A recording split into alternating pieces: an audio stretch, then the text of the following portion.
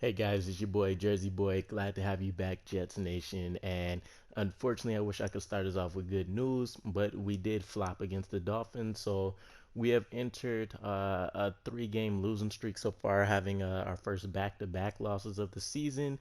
For the previous week against the Jaguars, getting absolutely crushed, and it looks like we just couldn't overcome that heading up against our division rival Dolphins, who have been able to improve to 5-3 to match our record. We did have a pretty good offensive game this time around, though, so let's go ahead and take a look at what happened here. So Ryan Fitzpatrick puts up a pair of touchdowns, gets 312 yards. Looks like we have an interception there. We did get to the quarterback a fair amount, though, which was nice to see. We have a sub 70 completion percentage for us, and Sam Darnold threw a lot of picks. To be honest, guys, this wasn't so much anything he was doing with accuracy or bad reads. A lot of it was kind of hitting hands players and the defensive players being right there to make those plays when they got batted up in the air. Taking a look at the run game, though, nobody really stands out. Bell having another terrible performance similar to his preseason game, only putting up 28 yards and 22 carries. He did get into the end zone, though. Same with Powell, but a lot of the damage was done with Kenyon Drake, who we've held to a respectable 3.8 during the game. In the receiving department, Eli Rogers goes off, which is the game he would have had when we had the chance to increase his development trait. But he gets 116 yards on 6 receptions with a touchdown. Quincy Enunwa goes to work as well, putting up 110 and 6 receptions. And I believe this is the first game of the regular season where we have 200-yard receivers, which is nice to see.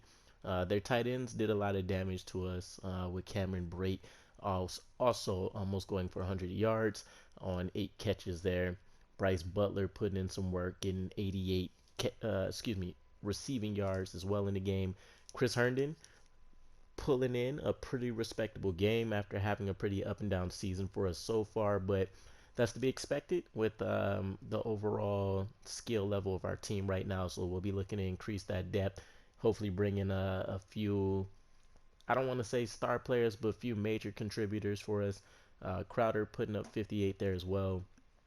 And if we turn it over to take a look at what we were able to do on defense, our top three in the tackles, Jamal Adams again, Brian Poole, CJ Mosley. I'm really hoping that Adams is more so just concerned about the money, a la, Darrell Revis and his days with the team. I would really, really hate to lose him. So, for all intents and purposes, though, with our season, he is a core building block for us. So, I will be making sure that we retain him for our series. Getting into the backfield to get those stops, Jamal Adams as well, eating them up in the behind the line of scrimmage. CJ Mosley gets in there. We have quite a few contributors this game around, which is nice to see. So we picked up 4 sacks. Jamal Adams also getting a sack, so getting in there. Leonard Williams picking up another. Quinnen Williams, and I believe we're actually close to seeing what his hidden development is going to be moving forward, which is going to be an awesome surprise for us. Hopefully, Jordan Jenkins also gets back there, and then the interception for the game goes to Brian Poole. Did we force any fumbles? Yeah, so we have a handful. Jamal Adams, C.J. Mosley, pretty much leading the way for us, and I don't believe, yeah, no pick sixes, no recoveries in the end zone there. So we did have a career thing going on here with our receiver. So for Quincy, I'm sorry, man. You called my number and I didn't do enough to get us the win. Either way, thank you for looping me into the game plan. Seriously, man. Thanks for giving me a shot this week. I appreciate it. So it looks like we were able to satisfy it. If I remember correctly, he would have wanted to have 100 plus receiving yards and or 2 plus touchdowns for the game. So they're giving us something there. He also gets +5 morale, which is a nice boost. We don't have any developments. We're, of course, going to be able to check out the depth chart for our stadium rivals, the New York Giants. So hopefully we don't have any issues dealing with them. You can see they're 3-6 on the season, so they haven't been faring so great. Let's check out this X Factor real quick. Due to Saquon Barkley. So, hey, coach, what's the game plan? The guy's an absolute home run hitter. If we don't lock down our gaps, he's liable to score anywhere from on the field. So, slow him down has been pretty much the standard for all of us. due to the players I have right now. There's only so much I can do. We'll manage him as well as we can. I don't think we'll be able to shut him down completely, but I think we have to. If we can just oh, excuse me, but I don't think we have to. If we can just slow him down, I think we could pull out the win. Yeah, I like that approach. We don't have to stop him. We just have to contain him. Let's do it. So they want us to beat the New York Giants, hold them to one or fewer rush touchdowns. Hopefully we can with C.J. Mosley and Jamal Adams kind of patrolling that second and third level of the defense.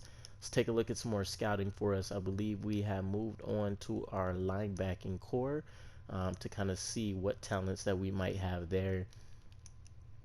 And taking a look so far, there's an interesting mix because we don't have the combine results just yet of some standout traits.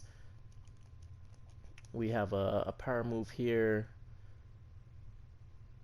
finesse move here, although their true ratings don't look like they're going to help us out so much. That should push other players down the board, though, hopefully, for those that aren't scouting as rigorously as we are. This is a run stopper I'd definitely be interested in adding, which could potentially mean that we lose someone in the middle of our defense. CJ Mosley is pretty much a lock for us just because of his contract alone, but he's been performing. But maybe we replace Avery Williamson here with a slightly younger player for him. But the depth here looks like it's probably, or at least the top half of the draft here doesn't look like it's going to be so kind to the linebacking core. In the third round, though, it looks like we can get what is regarded as a first round talent. So that's definitely something to keep our eye on. And then Danny Lee here looks pretty intriguing as well with a strong finesse move. And he has some pretty high awareness and can tackle. So we have options for sure. We'll take a look at putting a draft board together. Um, Originally, I believe I wanted to do it by the halfway point, but we'll just go ahead and finish out the regular season, and then as we progress, we'll go ahead and start stacking it, which will help out a lot as well with our having our combine results. So Doug Middleton returns, not a huge change for anything with us there, just bringing back some more depth. And as we take a look at the team we will be facing in the New York Giants.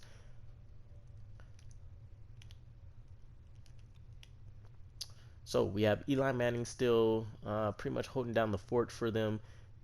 Daniel Jones looks like he's been pretty much riding the pine for this particular season. Although you can see based on his traits, he is somebody that they can work with to try to potentially develop that throw power you'd like to see be better. But they're working with what they can. In the backfield, though, Saquon Barkley leading the way for them, and he had a phenomenal first season. Rod Smith backing him. Okay, so Wayne Gallman Jr. ends up having an injury keeping him out for this game. So hopefully, if they try to ride on Saquon Barkley too much and we can limit him, they don't have much depth behind him at all. In the receiving core, Golden Tate, Sterling Shepard, Cody Latimer, they have Chester Rogers there as well, and a young Darius Slayton who definitely outperformed his draft slot. Evan Ingram in the back is basically a receiver for them as well. He's not going to do a whole lot in like the running game for them, but it's nice to have there. David Morgan the second. On the line is where we might be able to take advantage. So Nate Solder, grossly underperforming after leaving the New England Patriots. Will Hernandez is a bright spot on that line. And then John Halapio, Kevin Zeitler also being a solid contributor there for them, but he can't do it alone, and Mike Rimmer. So hopefully our defensive line can have a field day against them. Now, on the defensive side, we have Dalvin Tomlinson here, BJ Hill, Dexter Lawrence the second, the young rookie in the middle that they basically took after bargaining some trading pieces during the season. Lorenzo Carter there, Marcus Golden putting up, I want to say it was 10 sacks for them in the real season. So definitely some strong contributors there on the left side. B.J. Goodson, Alec Ogletree, Kareem Martin, Justin March Lillard, okay. In the defensive backfield, we don't have anybody that stands out. Grant Haley, they have a young DeAndre Baker who they can work to develop, and Julian Love, who's pretty much holding down their slot position at the moment. And then Eric Murray and Jabril Peppers rounding out things. So the all-purpose back being the real standout of the secondary for them. Well, with that said, guys, of course, as always, I will go ahead and do some of these other things off screen. Um, there hasn't been much else to check out. Hopefully, we don't end up falling flat on our faces and losing our fourth game in a row. But let me know what you guys think so far about how the sim has been going. I'd love to hear any ideas on what you guys would love to see or some improvements on. Again, for those that missed some of the previous videos, I am working on with some of the equipment that I currently have, being able to record and just cut up small big plays from this simulation itself. Because I am watching the actual game go through in slow motion. It's not like I'm actually simulating the weeks. Otherwise, I'll group up these videos a little bit more. But as always, guys, like, comment, subscribe. Any feedback you guys have will be much, much appreciated. And with that said, it's your boy, Jersey Boy, and I'm out. Peace.